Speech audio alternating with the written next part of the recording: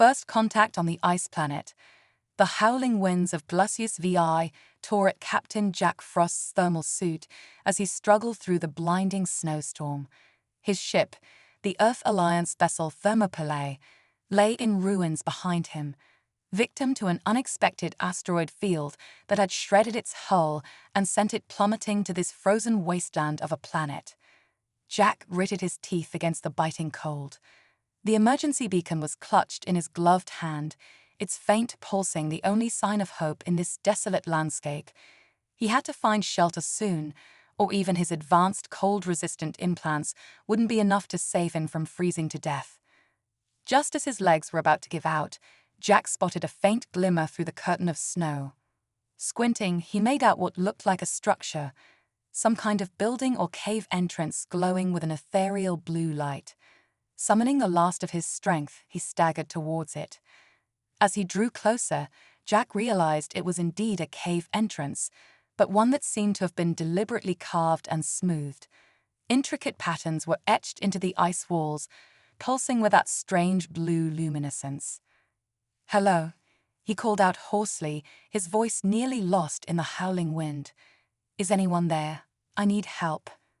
For a moment, there was only silence.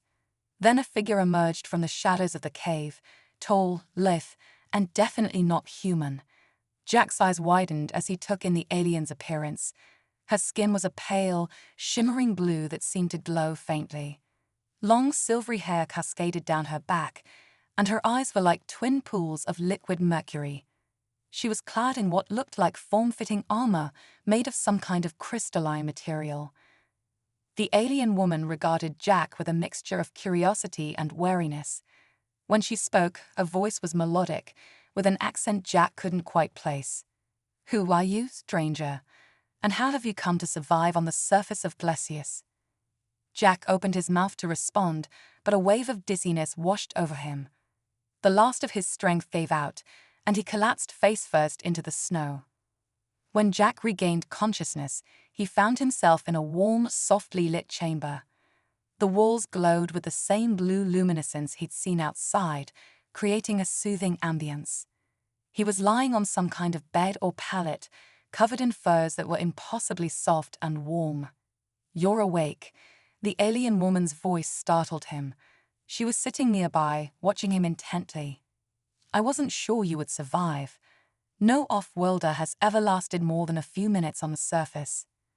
Jack sat up slowly, wincing at the ache in his muscles. "Thank you for saving me. I'm Captain Jack Frost of the Earth Alliance vessel Thermopylae. My ship crashed, and I was the only survivor." The alien nodded, her mercury eyes gleaming with interest. "I am Lyra, daughter of the Glacian High Council. Tell me, Jack Frost, how is it that you did not perish in our world's deadly cold?" Jack tapped the side of his neck, where a faint scar was visible. "Advanced thermal regulation implant. It allows me to withstand extreme temperatures, both hot and cold. Standard issue for deep space explorers like myself." Lyra's eyes widened, and she leaned in closer, studying the implant site with fascination. "Remarkable. Our people have lived on Glacius for millennia, adapting to its harsh environment, but even we cannot survive long on the surface without our protective gear. Your technology, it could change everything for us." Jack frowned, sensing an undercurrent of desperation in Lyra's voice. "What do you mean? Is your people in some kind of trouble?"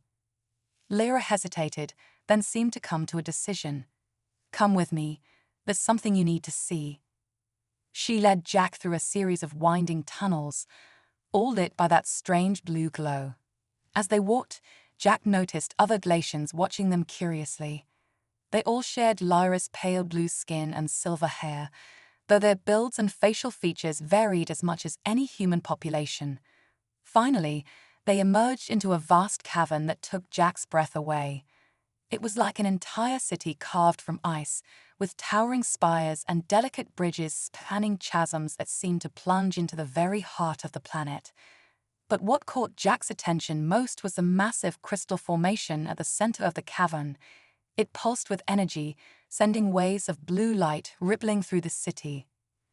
"This is the heart of Glacius," Lyra explained, her voice tinged with reverence and worry. "It's the source of the geothermal energy that powers our civilization and keeps us alive in this frozen world. But it's dying, Jack. The energy output has been decreasing steadily for generations. If it fails completely, your entire civilization will freeze," Jack finished, understanding the gravity of the situation. Lyra nodded grimly. "We've been searching for a solution, but nothing we've tried has worked. Our best scientists estimate we have less than a year before the heart fails completely. When that happens, even our adapted biology won't be enough to save us." Jack's mind raced, considering the implications. "And you think my implant technology might help somehow?" "It's a possibility we hadn't considered before," Lara said, hope creeping into her voice. "If we could adapt it to work on a larger scale, to help regulate the temperature of our entire population, it might buy us the time we need to find a permanent solution." Jack nodded slowly, his explorer's curiosity and innate desire to help warring with his duty to the Earth Alliance. Sharing advanced technology with an alien civilization was strictly forbidden without proper diplomatic channels. But looking at Lyra's pleading eyes and thinking of all the lives at stake, he knew he couldn't just walk away. "I'll do what I can to help," he said finally. "But I need to know more about your civilization, your technology. And we'll need to figure out a way to contact my people. They'll be looking for me, and they might have resources that could help." Lyra's face lit up with a smile that seemed to illuminate the entire cavern. "Thank you, Jack. You don't know what this means to us. Come, let me show you to our research facilities. Our scientists will be eager to speak with you." As they made their way through the ice city, Jack couldn't help but feel a sense of excitement mingled with trepidation. He joined the Earth Alliance to explore strange new worlds and help those in need. Now, stranded on this alien ice planet, he had the chance to do both in a way he never could have imagined. Little did he know that his arrival on Glacius VI would set in motion a chain of events that would change not only the fate of the Glacian people, but the entire balance of power in this sector of the galaxy. For deep beneath the ice, ancient secrets slumbered, secrets that some would kill to keep hidden, and others would die to uncover. As Jack followed Lyra deeper into the heart of the Glacian civilization, he couldn't shake the feeling that he was walking into something far bigger and more dangerous than a simple rescue mission. But with lives on the line and a mystery to unravel, there was no turning back now. The Glacian Research Facility was a marvel of alien technology, seamlessly blending organic forms with crystalline structures. Jack felt like he had stepped into a living, breathing organism rather than a sterile laboratory. Glacian scientists, their blue skin shimmering under the pulsing lights, worked at stations that seemed to grow out of the very walls. Lyra introduced Jack to the lead scientist, a wizened Glacian named Zorn whose silver hair had faded to white. His mercury eyes lit up with curiosity as he examined Jack's implant. "Fascinating," Zorn murmured, his long fingers hovering just above Jack's skin. "The integration with your nervous system is remarkably sophisticated. Tell me, Captain Frost, how does it regulate your body temperature so precisely?" Jack launched into an explanation of the implant's workings, drawing on his technical training. As he spoke, he noticed the Glacian scientists exchanging excited glances and rapid-fire comments in their native language. "This could be the breakthrough we've been searching for," Zorn said when Jack finished. "If we can adapt this technology to work with our biology, we might be able to extend the life of the heart of Glacius long enough to find a permanent solution." "I'm happy to help however I can," Jack replied, "but I'm no scientist. And without access to Earth Alliance resources, I'm not sure how much I can really do." Lyra stepped forward, placing a hand on Jack's arm. Her touch sent an unexpected warmth through him, despite her cool skin. "You've already given us hope, Jack. That's more than we've had in a long time. Perhaps together we can find a way to save my people." As Jack looked into Lyra's earnest eyes, he felt a connection forming between them, one that went beyond mere alien curiosity or gratitude for saving his life. There was something about her strength, her determination to save her people that resonated deeply with him. But before he could respond, an alarm blared through the facility. The pulsing blue lights turned an angry red, and Glacian voices rose in panic. "What's happening?" Jack shouted over the din. Lyra's face had gone pale, her expression a mask of fear. "It's the heart. Something's wrong. We have to get to the central chamber now." They raced through the twisting corridors, the alarm growing louder as they approached the massive cavern housing the heart of Glacius. When they arrived, Jack's breath caught in his throat. The once steady pulse of the crystal had become erratic, sending out waves of energy that made the very air crackle. Glacian technicians scrambled around its base, frantically working at control panels. "The containment field is failing," Zorn shouted, his usual calm demeanor shattered. "If we can't stabilize it, the resulting explosion will destroy everything within 1,000 kilometers." Jack's mind raced. He might not be a scientist, but he was an engineer, trained to think on his feet and solve problems under pressure. He studied the pulsing crystal, noting the patterns in its energy fluctuations. "It's overloading," he said, an idea forming. "Like a battery that's been pushed too far. We need to create a release valve, siphon off the excess energy before it tears itself apart."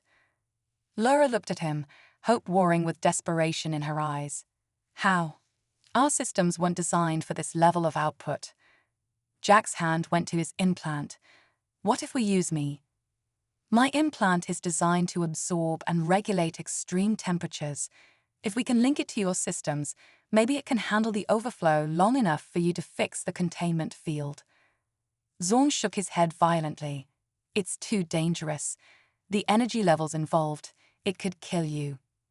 But Lyra was already nodding, understanding in her eyes. "It's our only chance," she said softly. Then louder, to the other scientists, "Prepare the interface. Quickly." What followed was a blur of activity. Jack was rushed to a platform near the base of the crystal, Glacian technicians swarming around him. They attached delicate sensors to his implant, linking him directly to their systems. As the final connections were made, Jack locked eyes with Lyra. "If this doesn't work," he said, forcing a smile, "tell the Earth Alliance I died doing what I loved, being a hero." Lyra's mercury eyes shimmered with unshed tears. "You will survive this, Jack Frost. And when you do, I swear by the eternal ice that I will find a way to repay you for your sacrifice." Before Jack could respond, the technicians activated the link. Pain like nothing he had ever experienced surged through his body. It felt like every cell was on fire, being torn apart and reassembled in an instant. He gritted his teeth, fighting to remain conscious as the excess energy from the heart of Glacius poured into him. Through the haze of agony, Jack could hear the frantic shouts of the Glacian scientists. He forced his eyes open, watching as the erratic pulses of the crystals slowly began to stabilize. It was working. Just when he thought he couldn't take any more, that his body would surely give out, the pain began to subside. The crystal's glow returned to its normal, steady blue, and the alarms fell silent. As the technicians rushed to disconnect him from the system, Jack's legs gave out. But before he could hit the ground, cool arms wrapped around him. He looked up into Lyra's face, seeing relief and something else, something that made his heart race in a way that had nothing to do with what he'd just endured. "You did it," she whispered, cradling him close. "You saved us all." As the adrenaline faded and exhaustion took hold, Jack managed a weak smile. "Just another day at the office for an Earth Alliance captain," he mumbled. The last thing he saw before darkness claimed him was Lyra's brilliant smile and the gratitude shining in her mercury eyes. In that moment, despite the danger and uncertainty that surely lay ahead, Jack knew he was exactly where he was meant to be, unveiling secrets and building trust. As consciousness slowly returned to Jack, he became aware of a soothing coolness enveloping his body.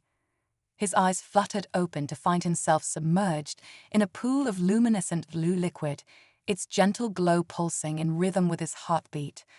Lyra sat at the edge of the pool, her mercury eyes fixed on him with a mixture of concern and fascination. "Welcome back to the land of the living, Jack Frost," she said, a smile tugging at her lips. "You've been in our healing chambers for 3 days.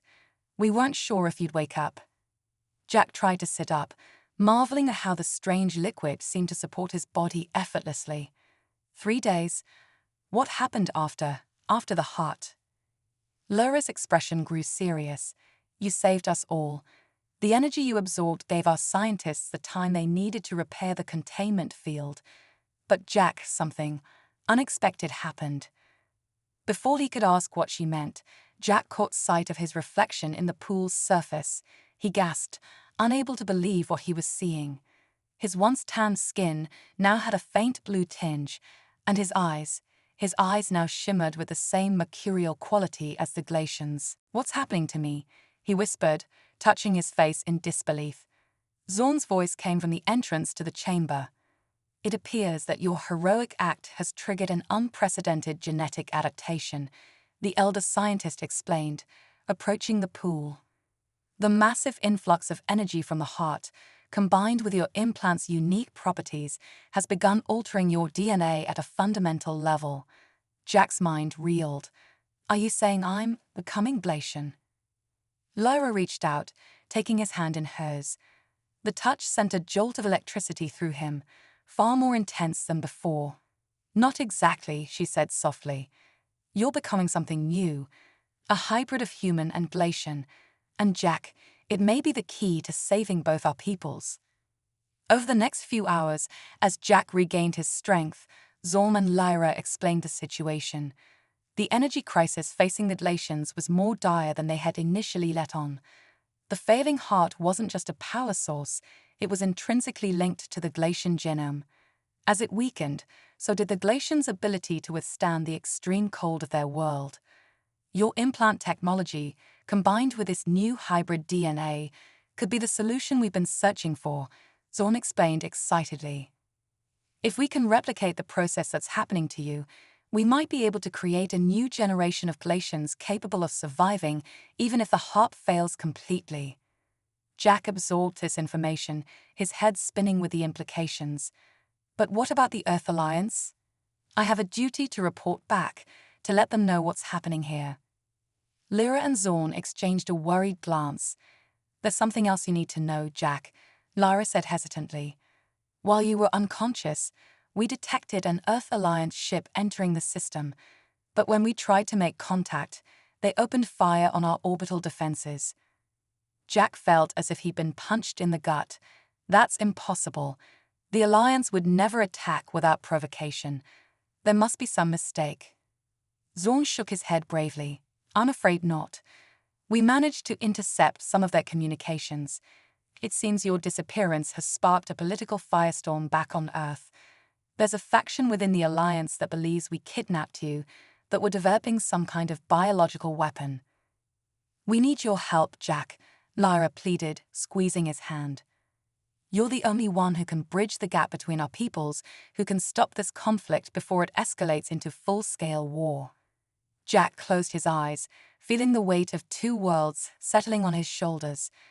When he opened them again, there was a new determination in his gaze. "All right," he said firmly. "Let's figure this out. But first, I need to see exactly what we're up against." As Jack emerged from the healing chambers, now clad in a Glacian environmental suit modified to fit his changing physiology, he was struck by how different everything looked. His enhanced vision picked up spectrums of light he'd never seen before, turning the ice city into a kaleidoscope of colors and patterns. Lyra led him to a command center deep within the city's core. Holographic displays showed the Earth Alliance ship in orbit, along with the damage done to the Glacian defensive satellites. "They've been hailing us non-stop," a Glacian communications officer reported, "demanding we turn over Captain Frost and surrender our illegal weapons research." Jack stepped forward, his hybrid DNA allowing him to interface directly with the Glacian systems. "Let me talk to them," he said. "Maybe I can get through to them, make them understand what's really happening here." As the communication link was established, Jack found himself face to face with a familiar figure on the view screen, Admiral Helena Graves, his former commanding officer. Jack. Helena's eyes widened in shock. My God, what have they done to you? Jack held up his hands placatingly. Admiral, it's not what you think. The Glacians aren't our enemies. They're a people in crisis, and I'm here of my own free will, trying to help them. He launched into an explanation of everything that had happened, the crash, a failing heart, his transformation. As he spoke, he could see the doubt and suspicion warring with hope in Helena's eyes. Even if what you're saying is true, Helena said slowly, we can't just ignore the potential threat this hybrid technology poses. The Security Council is demanding action. Jack felt a surge of frustration. Damn it, Helena. Since when do we shoot first and ask questions later? The alliance I signed up for was about exploration, about building bridges between cultures, not starting wars based on fear and misunderstanding. His impassioned words seemed to strike a chord. Helena's expression softened slightly. All right, Jack, I'll hold off on any further military action for now, but I want proof. Irrefutable evidence that what you're saying is true. I can do better than that, Jack said, an idea forming. I'll come up to the ship. Bring your best scientists, your most advanced scanning equipment. You can see for yourselves what's happening to me, and I'll submit to any tests you want to run. Helena hesitated, then nodded. Agreed. But Jack, if this turns out to be some kind of trick. It's not, Jack assured her. I give you my word as an Alliance officer. We have a chance here to not just avoid a war, but to forge an alliance that could benefit both our peoples for generations to come. Don't throw that away out of fear. As the communication ended, Lyra turned to Jack, worry etched on her face. Are you sure about this? What if they try to take you by force?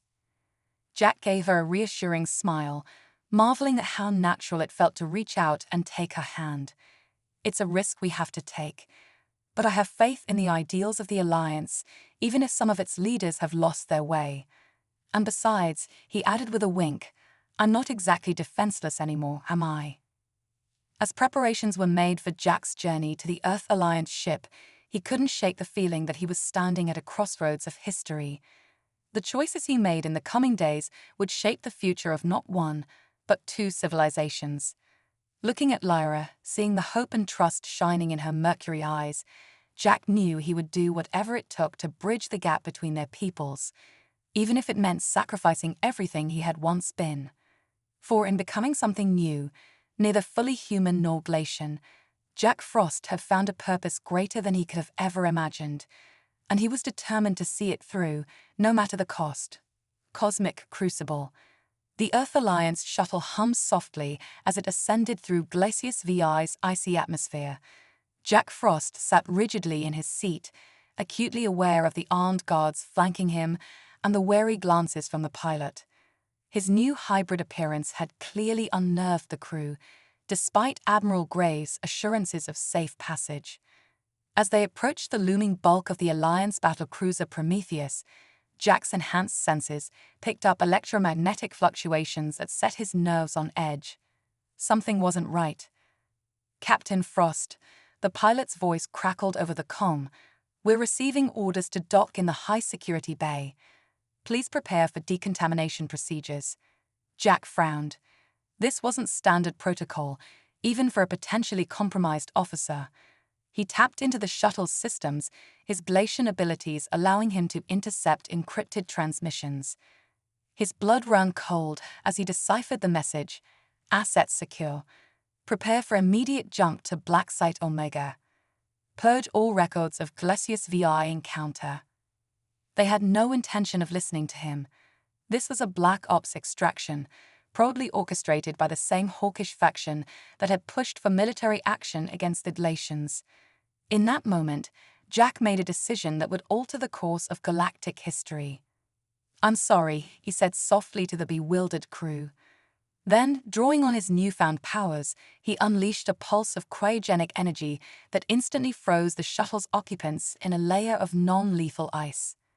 Seizing control of the vessel, Jack veered away from the Prometheus, broadcasting on all frequencies.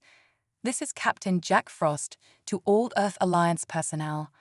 I am not a prisoner or a victim of alien manipulation. I am here of my own free will, trying to prevent a catastrophic mistake. The glacians are not our enemies. They are a species on the brink of extinction, and they need our help. Alarms blared as the Prometheus launched fighters to intercept. Jack's fingers flew over the controls, pushing the shuttle to its limits as he dodged energy blasts and tractor beams. Admiral Grace, if you can hear me, think about what you're doing, Jack pleaded. We're supposed to be explorers, not conquerors. The technology the glacians possess, combined with my transformation, could revolutionize human adaptation to extreme environments. We could terraform worlds we never dreamed possible. A familiar voice cut through the chaos. Jack, stand down. Admiral Grace commanded. Whatever they've done to you, we can fix it. Come home, son. Jack's heart ached at the genuine concern in her voice. I'm sorry, Helena, but I am home, and I won't let you destroy it. With that, he triggered the shuttle's experimental quantum drive, tearing a hole in the fabric of space-time. The last thing he saw before plunging into the swirling vortex was the Prometheus growing smaller in the distance, a symbol of everything he was leaving behind. When reality reasserted itself, Jack found himself in a star system he didn't recognize. The shuttle's systems were fried from the unstable jump, and life support was failing. As he drifted helplessly through the void, his thoughts turned to Lyra and the glacians he had left behind. Had he doomed them by running? Just as despair began to set in, a massive shape loomed out of the darkness. It was like no ship Jack had ever seen, organic and crystalline at the same time, pulsing with an inner light that reminded him of the heart of Glacius. A melodious voice filled his mind. We have been waiting for you, Bridgemaker. The time of convergence is at hand. Tractor beams enveloped the shuttle, drawing it into a cavernous docking bay. As the airlock cycled open, Jack stepped out to find himself surrounded by beings of pure energy, their forms shifting and swirling like living aurora borealis. One of them approached, its voice resonating in Jack's very atoms. We are the Luminae, guardians of the cosmic balance. Your transformation was no accident, Jack Frost. It was the first step in a grand design set in motion eons ago. The being gestured, and a holographic display sprang to life, showing the galaxy in all its spiraling glory. Points of light pulsed across its surface in a complex pattern. For millennia, we have watched as younger races took their first steps into the cosmos, the Luminae explained. Some, like your Earth Alliance, burn bright with ambition and drive. Others, like the Glacians, possess profound wisdom and connection to the universe's underlying energies. But separately, they are doomed to conflict and eventual extinction. The hologram zoomed in on a particular sector, highlighting Earth, Glacius VI, and several other worlds Jack didn't recognize. You, Jack Frost, are the key to unlocking the next stage of galactic evolution. Your hybrid nature bridges the gap between multiple species, allowing for a symbiosis that will usher in an era of unprecedented cooperation and advancement. Jack's mind reeled at the implications. But why me? I'm just one man. The Luminae's form shimmered with what might have been amusement. You underestimate yourself, Bridgemaker. Your actions on Glacius VI set in motion a chain of events that will reshape the galaxy. Even now, your broadcast has sparked debate and dissent within the Earth Alliance. Seeds of change are taking root. Another Luminae floated forward, its voice tinged with urgency. But the path ahead is fraught with danger. There are those who would see this grand design fail, who profit from conflict and division. You must return to your people, both human and Glacian, and guide them towards their shared destiny. Jack squared his shoulders, feeling the weight of this cosmic responsibility settling upon him. I'll do whatever it takes, but I can't do it alone. The first Luminae's form coalesced into a more humanoid shape, extending a hand crackling with energy. You won't have to. We will provide you with the knowledge and tools you need, and when the time comes, we will stand with you against the darkness that seeks to keep the galaxy divided.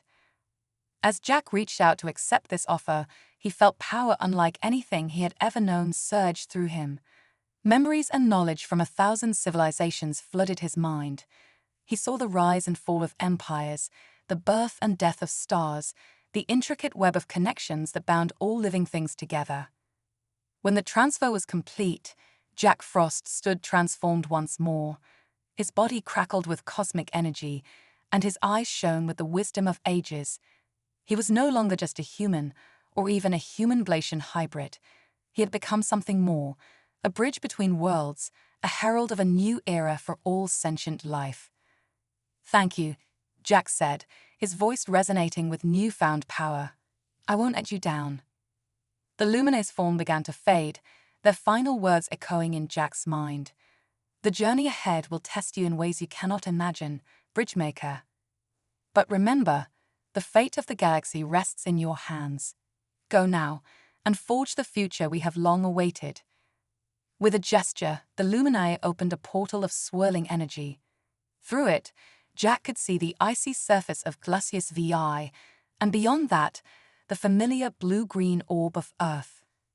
Taking a deep breath, Jack stepped through the portal, ready to face whatever challenges lay ahead.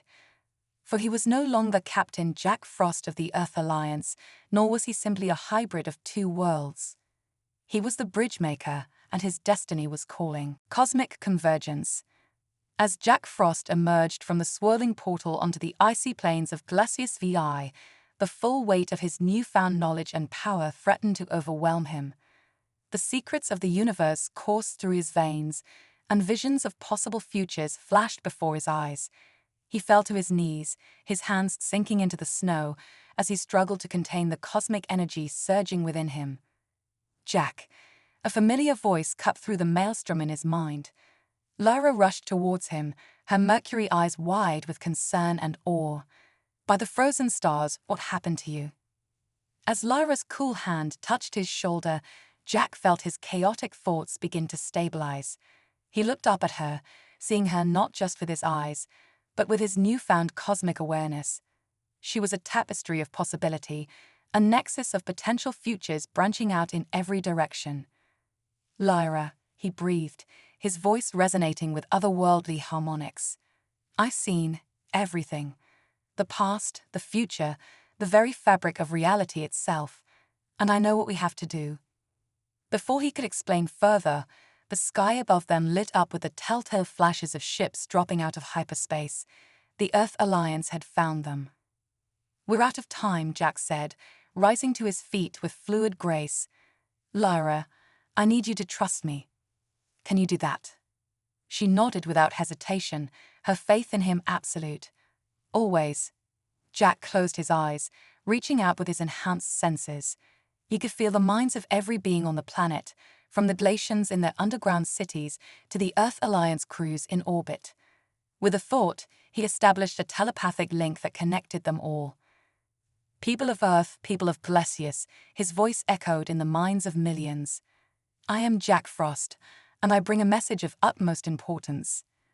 Our civilizations stand at a crossroads, and the choices we make today will shape the fate of not just our worlds, but the entire galaxy."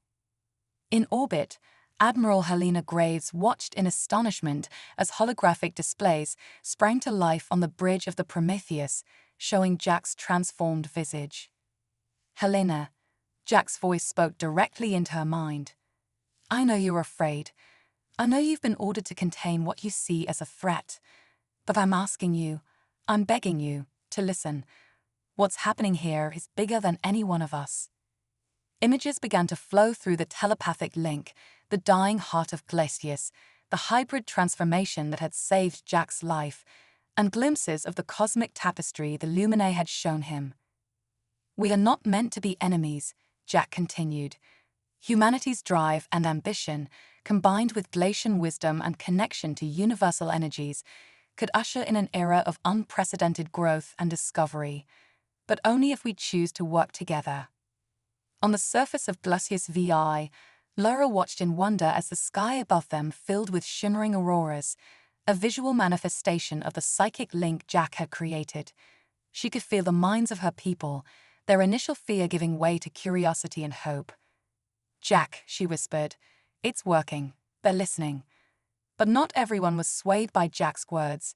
In the shadows of both Earth and Glacian society, those who profited from conflict and division began to mobilize.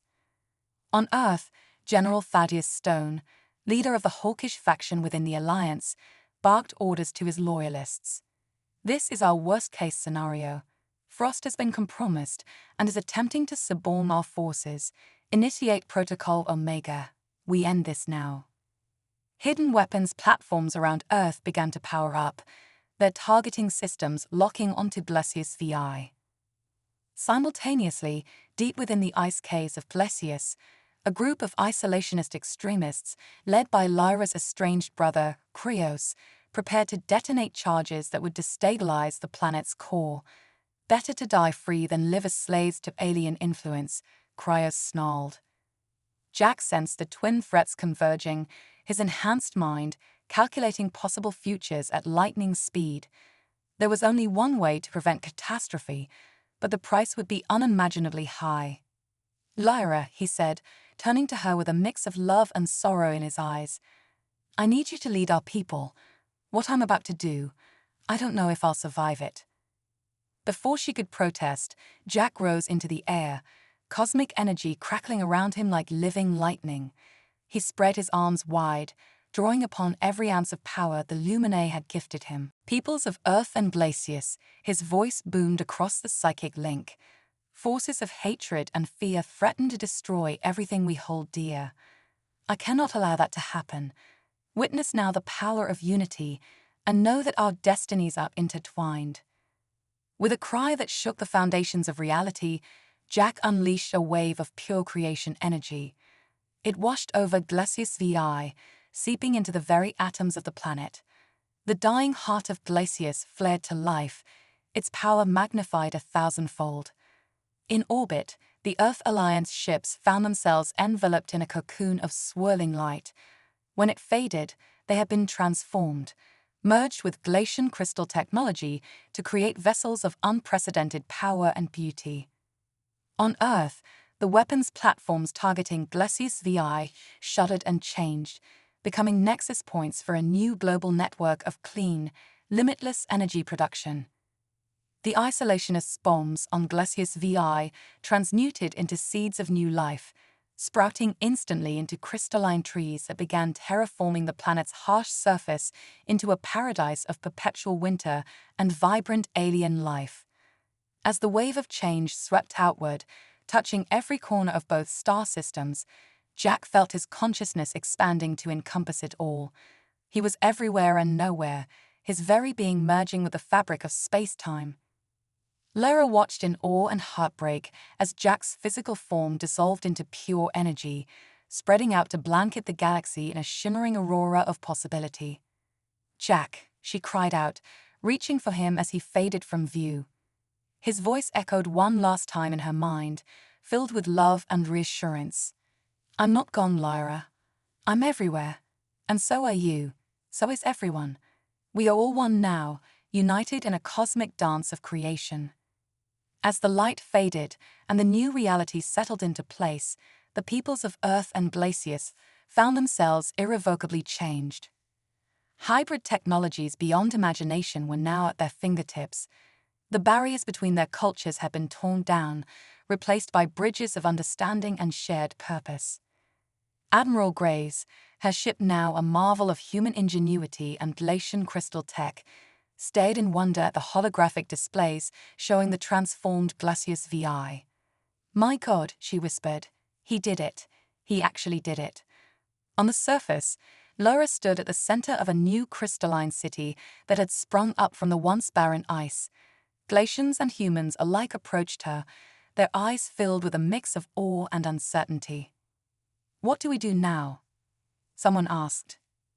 Lyra took a deep breath, feeling the echo of Jack's presence in every atom around her. She smiled, her mercury eyes shining with determination and hope. "Now," she said, her voice ringing with newfound authority, "we build the future Jack sacrificed everything for, together." As news of the miraculous transformation spread across both worlds, a new age of cooperation and discovery dawned. The bridge-maker had fulfilled his destiny, forging a connection between civilizations that would ripple across the cosmos for eons to come. But in the depths of space, unnoticed by all, a small spark of familiar consciousness drifted among the stars. Jack Frost, or what remained of him, began the long journey of piecing himself back together. For his story, and the story of the United Earth-Blasian civilization, was far from over. The cosmic stage was set for even greater adventures, and the galaxy would never be the same. Echoes of eternity. 5 years had passed since the event that would come to be known as the Great Convergence. The United Earth-Blasian civilization, now calling themselves a stellar synthesis, had flourished beyond anyone's wildest dreams. Hybrid cities of gleaming metal and living crystal dotted the surfaces of both worlds, while fleets of biomechanical ships explored the far reaches of the galaxy. Lyra, now serving as the High Ambassador of the Stellar Synthesis, stood aboard the flagship Frost's Legacy, named in honor of the man who had sacrificed everything to forge this new future. Her mercury eyes, now flecked with starlight, gazed out at the swirling majesty of the Andromeda Galaxy. Ambassador. A young lieutenant approached, his skin a pale blue that marked him as one of the new generation of human-Blasian hybrids. We're receiving a transmission from Earth. Well, you need to see this for yourself. Lyra followed him to the bridge, where a holographic display flickered to life. What she saw made her breath catch in her throat. It was a recording from a deep space probe, showing a distant nebula pulsing with familiar energy patterns. "It's him," she whispered, her heart racing. "Jack." The image zoomed in, revealing a humanoid shape coalescing within the cosmic dust and energy. It was unmistakably Jack Frost, but he was more. His body seemed to be composed of pure starlight, and galaxies swirled in his eyes. A voice, achingly familiar, yet resonating with the power of 1,000 suns, echoed through the ship's speakers. "Lyra, my love, I'm coming home." The news spread like wildfire across the stellar synthesis. Jack Frost, the legendary bridge-maker, was alive and returning to them. But not everyone greeted this development with joy. On Earth, a clandestine meeting was taking place in the shadowy depths of what was once a military bunker. General Thaddeus Stone, his face now lined with bitterness and age, addressed a group of like-minded individuals. "This is our chance," he growled. "Frost's return will destabilize everything. We can finally take back control, purge our society of alien influence, and restore humanity to its rightful place of dominance." Meanwhile, on Glacius VI, Cryos emerged from self-imposed exile in the planet's deepest ice caves. His followers, a mix of Blasian purists and disillusioned humans, rallied around him. "The false prophet returns," Cryos announced, his voice dripping with venom. "We must be ready to strike, to shatter this unnatural union, and preserve the purity of our respective races." As these forces of division gathered in secret, the majority of the stellar synthesis prepared for Jack's return with a mixture of excitement and trepidation. What would this godlike being, who had touched the very fabric of creation, be like now? And what new purpose would he bring to their flourishing civilization? Lyra coordinated with scientists and leaders from both worlds, preparing for any eventuality. Deep in her heart, she nursed a spark of hope that the man she had fallen in love with still existed within the cosmic entity Jack had become. As the day of Jack's predicted arrival drew near, ships from across the stellar synthesis gathered in orbit around a neutral point between Earth and Glacius VI. The scene was breathtaking. Vessels of every size and description, from sleek Earth Alliance cruisers retrofitted with Blasian crystal tech to massive Blasian ice ships that looked like floating citadels. Lyra stood on the observation deck of Frost's Legacy, her heart pounding as she watched the swirling energies of slip space begin to coalesce. A hush fell over the gathered fleet as a point of light brighter than any star blossomed in the void. The light expanded, taking on a vaguely humanoid shape that dwarfed even the largest ships in the fleet. And then, with a flash that momentarily outshone the sun, Jack Frost materialized. He was magnificent and terrifying all at once. His body was a canvas of cosmic art, with galaxies swirling in his eyes and nebulae flowing through his veins. When he spoke, his voice resonated not just through the communication systems, but through the very atoms of every being present. "My friends," Jack said, his tone filled with warmth and an otherworldly wisdom, "I have journeyed to the edge of creation and back. I have seen wonders beyond imagination and horrors that defy description. But through it all, one truth remained constant: the power of connection, of bridging divides, and forging new paths together." As Jack spoke, Laura felt a familiar presence brush against her mind. Tears sprang to her eyes as she realized that beneath the cosmic power, the essence of the man she loved still remained. But before the reunion could truly begin, alarms blared across the fleet. General Stone's loyalists had launched a desperate attack, firing experimental weapons designed to disrupt Jack's energy matrix. Simultaneously, Kraos and his followers triggered a series of explosions on key ships, sowing chaos and confusion. Jack's eyes flashed with a mix of sadness and determination. "Even now, after all we've accomplished, fear and hatred rear their ugly heads," he said, his voice thundering across space. "I had hoped my return would not come to this, but it seems a final lesson is needed."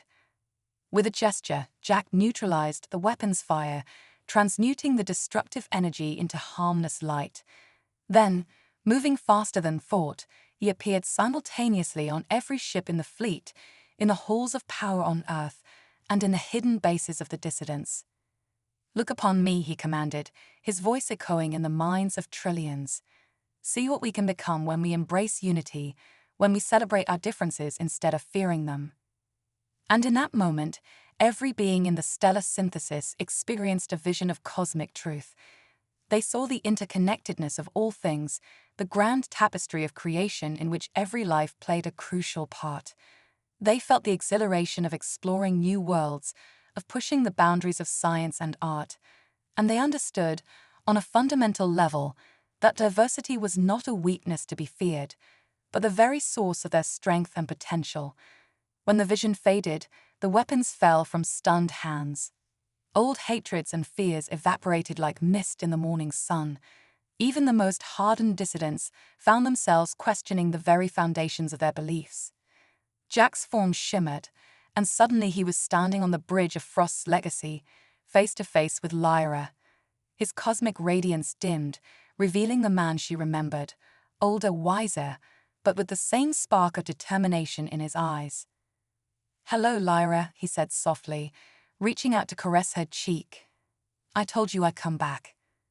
Lyra laughed through her tears, throwing her arms around him. As they embraced, a wave of joy and renewal swept through the fleet, down to the surfaces of Earth and Glacius VI, and out into the far reaches of stellar synthesis space. The last pockets of resistance crumbled. General Stone and Kraos, their minds open to new possibilities, approached Jack and Lyra, with heads bowed in shame and hope for redemption.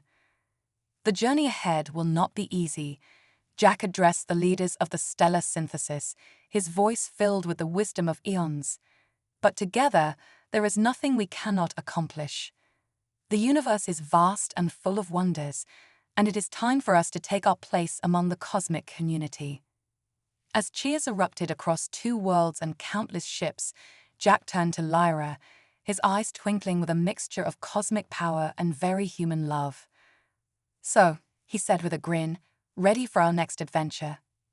Lyra's answering smile was radiant. "Always." Hand in hand, the bridge-maker and the ambassador stepped forward into a future bright with limitless possibility. The stellar synthesis, born from the union of 2 worlds, was ready to make its mark on the cosmos. And somewhere in the vast expanse of space, the Lumini watched with satisfaction as their grand design unfolded. The age of division was over. The age of unity had begun. The stars themselves seemed to shine a little brighter, heralding the dawn of a new era for all sentient life in the galaxy.